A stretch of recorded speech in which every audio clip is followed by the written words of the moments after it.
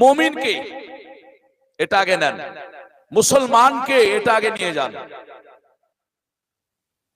মুমিন রাসূল পাক সাল্লাল্লাহু আলাইহি ওয়াসাল্লাম বললেন, নামাজ পড়ার নাম, রোজা রাখার নাম, হজ করার নাম, যাকাত দেওয়ার নাম মুমিন।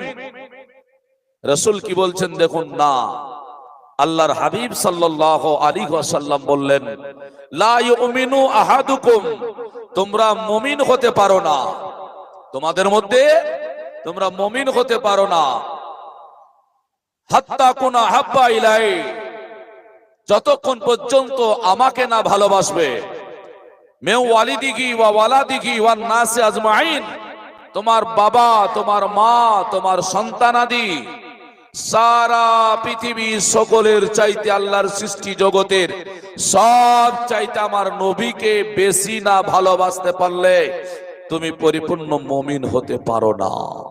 জোরে বলি। আচ্ছা, একবার বুকে হাত দিয়ে যদি একবার চিন্তা করি, এখানেও বুঝতে পারবো যে আমরা মুমিন পরিপূর্ণ হতে পেরেছি কিনা, নাকি বলেন? চিন্তা করলে দেখ, রাসূলের হাদিস অনুযায়ী আমরা এখনো মুমিন ভালো হতে পারিনি। হ্যাঁ, কেন?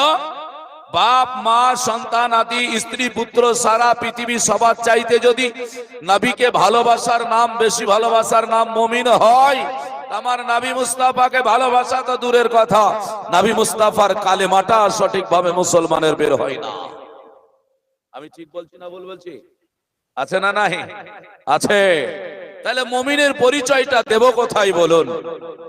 এর জন্য মুমিনের পরিচয় দিতে হলে আমাদেরকে পৃথিবীর সবচাইতে রাসূলের মহব্বত বেশি করতে হবে। আর রাসূলের যদি মহব্বত বেশি করতে হয়, আচ্ছা, কোনদিনের তরে রাসূলের কোন দিক খারাপ আপনি খুঁজবেন?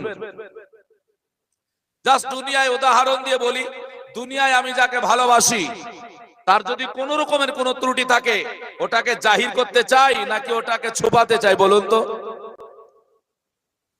ওটাকে ছুপিয়ে দিতে চাই না? এটা যদি একজন আমার ভালোবাসার মানুষ হয়, তা আল্লাহর নবী মুস্তাফা সাল্লাল্লাহু আলাইহি ওয়াসাল্লামের কোন ত্রুটি আমরা খুঁজতে যাব বলুন? মাআযাল্লাহ, রাসূল ত্রুটি থেকে পাক। জোরে বলি সুবহানাল্লাহ। সেই নবী মুস্তাফা সাল্লাল্লাহু আলাইহি ওয়াসাল্লামকে কোথায় কোথায় প্রয়োজন? আমার নবী পাক আলাইহিস সালামকে নামাজে প্রয়োজন। নবী ছাড়া নামাজ হবে? হবে না।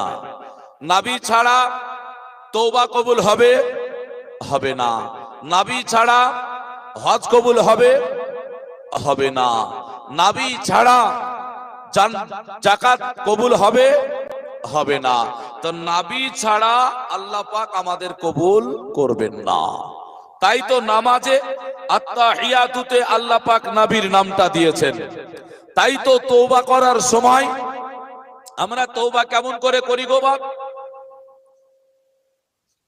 গুনাহ করে ফেললে মা বোনেরা শুনে যান, তওবা করা